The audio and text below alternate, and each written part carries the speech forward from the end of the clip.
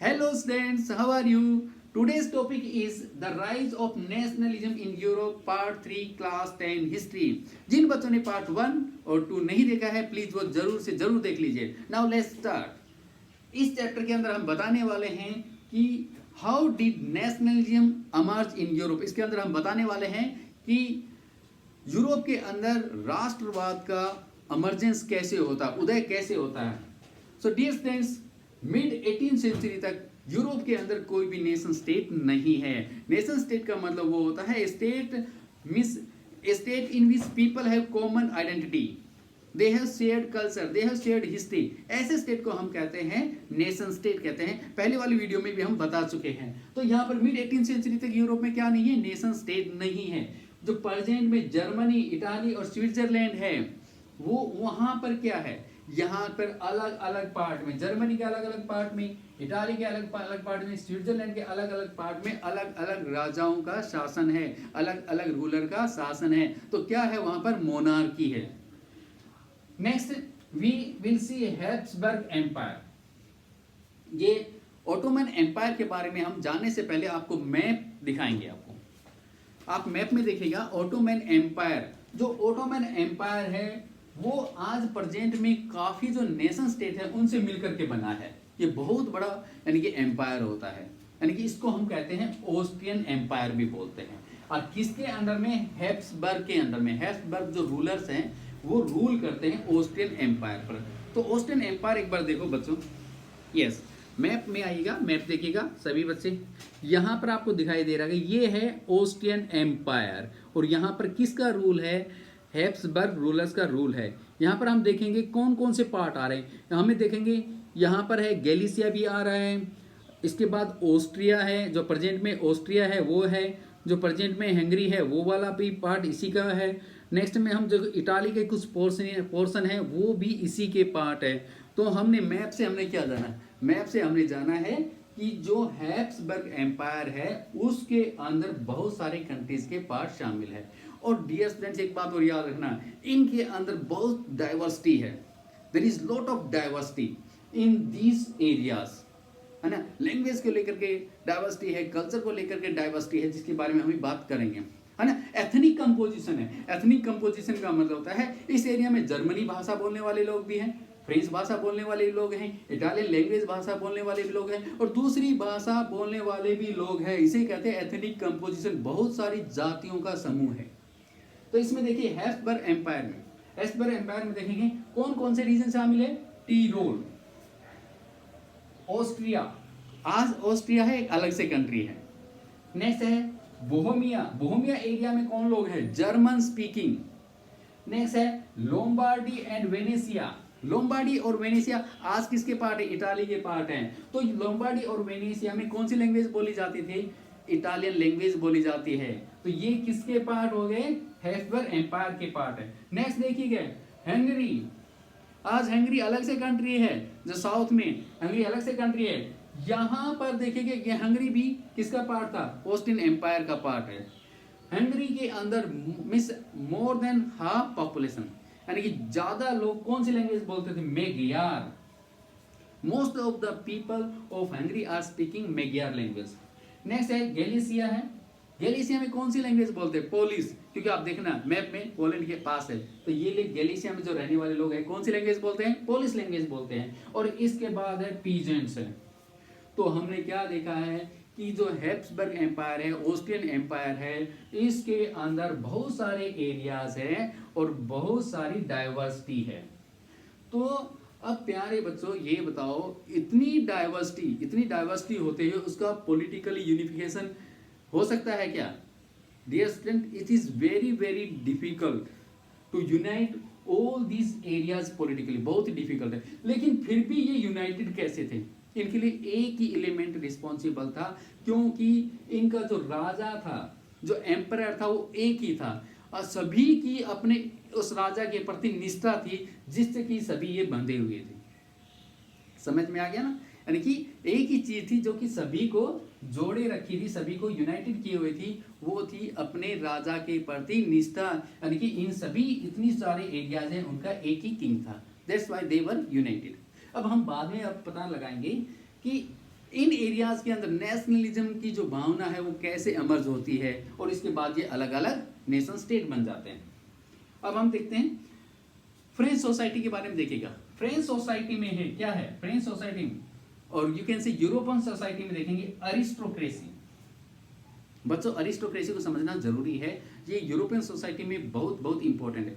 ये अरिस्टोक्रेटिक वो लोग हैं जो लैंडेड कम्युनिटी है, रिच लोग हैं, वेल्दी है, यानी कि अमीर लोग हैं, बहुत सारी जमीन के मालिक हैं और politically and socially they are so strong, यानी कि पॉलिटिकली और सोशली भी इनका जो रुतबा है, पोजीशन है, बहुत ही हाई है और ऊपर से अमीर भी है और जमीन के मालिक भी। इनको हिंदी में कहते हैं कुलीन लोग कहते हैं, यानी कि बहुत ही यानी कि अमीर लोग हैं।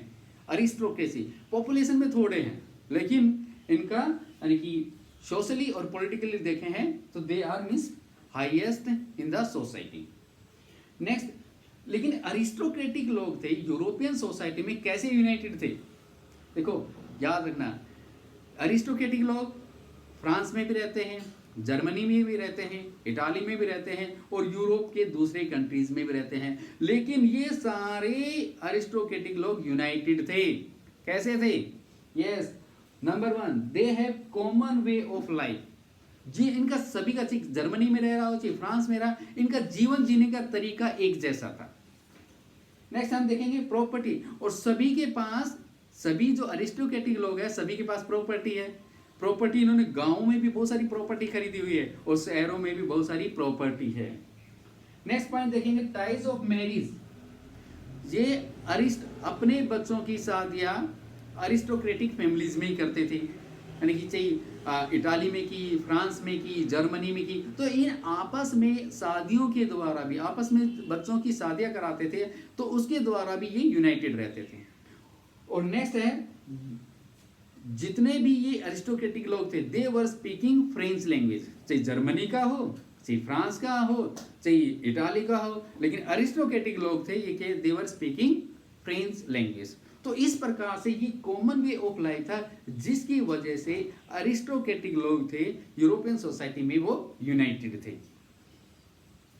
और नेक्स्ट हम देखेंगे यूरोप के मैप में जो वेस्टर्न वाला एरिया है या फिर वेस्टर्न वाला जो एरिया है, वेस्टर्न साइड यानी पश्चिमी वाला एरिया है, वहां पर खेती कैसे की जाती थी? वहां पर खेती की जाती थी टेनेंट्स के द्वारा। एक चीज समझिएगा, यूरोपियन सोसाइटी में कल्टीवेटर्स, पीजेंट्स को 2 पार्ट में डिवाइड किया हुआ था। कितने पार्ट में डिवाइड किया था? 2 पार्ट में डिवाइड किया हुआ था। एक है फ्री पीजेंट्स और दूसरे हैं सर्फ।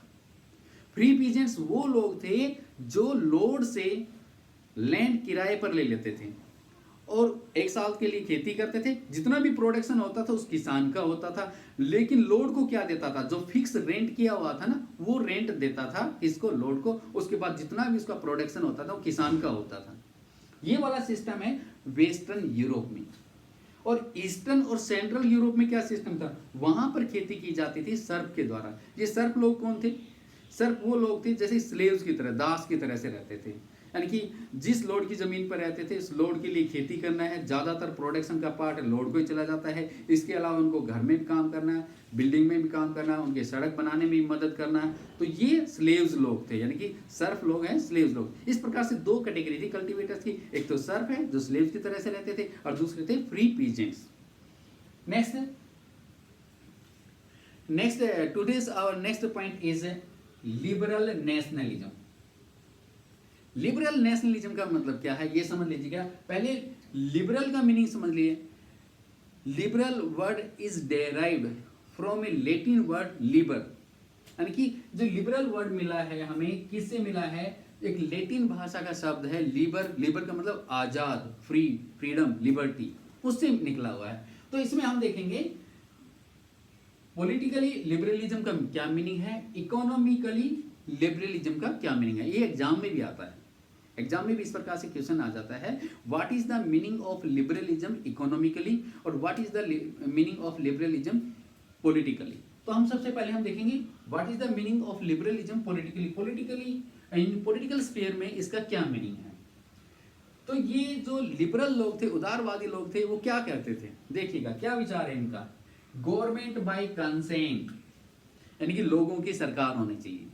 राजा की सरकार नहीं होनी चाहिए, लोगों की सरकार होनी चाहिए, यानी कि लोग अपनी सरकार को चुनेंगे और उनकी उस सरकार को रूल करना चाहिए। नेक्स्ट है end of autocracy and privileges.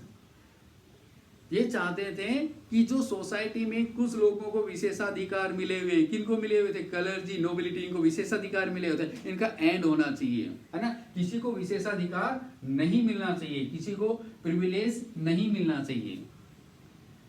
Next adoption of constitution. देखिएगा बच्चों, ये बोला कि कॉन्स्टिट्यूशन होना चाहिए और कॉन्स्टिट्यूशन के अनुसार सारे रूल्स और सारा सिस्टम चलना चाहिए। नेक्स्ट है रिप्रेजेंटेटिव गवर्नमेंट, यानी पार्लियामेंट होनी चाहिए, यानी कि लोग अपने लीडर को चुनेंगे और जो चुने हुए लोग हैं वो सरकार बनाएंगे। तो क्या होना चाहिए, पार्लियामेंट होनी चाहिए। Next private property, people must have right to have private property, लोगों को अपनी संपत्ति रखने का अधिकार होना चाहिए। नेक्स्ट है इक्वलिटी बिफोर लॉ, कानून के सामने सभी बराबर होने चाहिए। आपने देखा होगा कि यूरोपियन सोसाइटी में क्या था, यूरोपियन सोसाइटी में there was so much discrimination, यानी कि क्लर्जी और नोबिलिटी को विशेषाधिकार मिले हुए हैं और दूसरी कैटेगरी के लोगों को कुछ नहीं मिला हुआ, उनको उल्टा टैक्स पे और करना पड़ रहा है। तो लेकिन इन्होंने की क्या कहना था, इनका कहना था इक्वलिटी बिफोर लॉ, सभी कानून के सामने बराबर होने चाहिए। So this was the meaning of, यानी कि लिबरल इन पॉलिटिकल स्फीयर। नेक्स्ट हम देखेंगे इकोनॉमिकली क्या मीनिंग है। देखिएगा फ्रीडम ऑफ मार्केट्स, यानी कि मार्केट्स पर किसी प्रकार का रेस्ट्रिक्शंस नहीं होना चाहिए, व्यापार पर किसी प्रकार का रेस्ट्रिक्शंस नहीं होना चाहिए, है ना, कोई रेस्ट्रिक्शंस नहीं होना चाहिए, पाबंदियां नहीं होना चाहिए।